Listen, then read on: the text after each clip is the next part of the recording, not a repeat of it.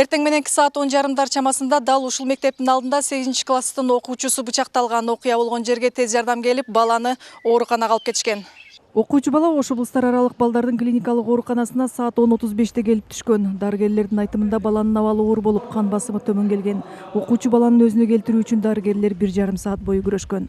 Ал жана омуртка жакка чейин жетип барып туруп, омурткадан кеткен чоң кан тамырларга тийип калган да, жаракат алып калган. Операция учурунда операцияны ачканда ичинде жанагы брюшина деп коет, челкабак. Ошо челкабак арткы жагынан бөйрөк жакактагы челкабак бүт канга толуп калыптыр ичинен.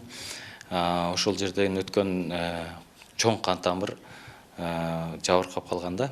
Окуя жүз берген учурда Ош шаарындагы Кыргызстандын 40 жылдык орто мектебинде 8-класстар үчүн саат 10:00 экзамен башталмак. Бардык сабактарынан 5 деген баа алып жүргөн окуучу балага экзамендин бошотуу болгон. Ал күнү ал классташтарын куттуктап келген эле. Каргашалуу окуя өзү теңдөө окуучу менен чырдаша кеткенде башталган. Уюштуу каражат менен окуучу баланы жарадар кылган бала Оштогу медреселердин биринде окуган. Мугалимдери чыйрак, сабакты калтырбай жалаң бешик окуган окуучусунан бир заматта айрылып отургандарын өздөрү да түшүнбөй калышкан. Эки окуучунун мушташы мектеп короосунан сырткары болгон дешет мугалимдер.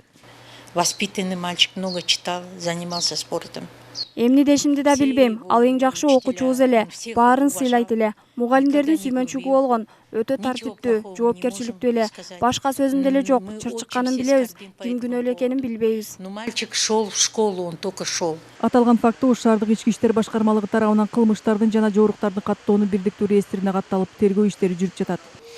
Иликтөөнүн жүрүшүндө бул окуяга шектүү катары аны менен тең өзүнүн айтуусуна караганда Ош шаарындагы медреселердин биринде окуган, 2004-жылы туулган, өзү менен тең бала кармалды.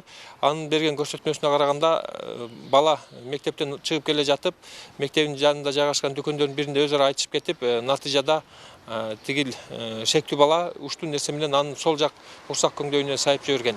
Бул факты окуучулар арасында Ош шаарында биринчи жолу катталды. Буга чейин окуучулар арасында мушташ 27 майда Бишкек шаарында катталып, анда 9-класстын окуучусу каза болду. Махпурат Алибаева, Бексултан Абиев, Ынтымак.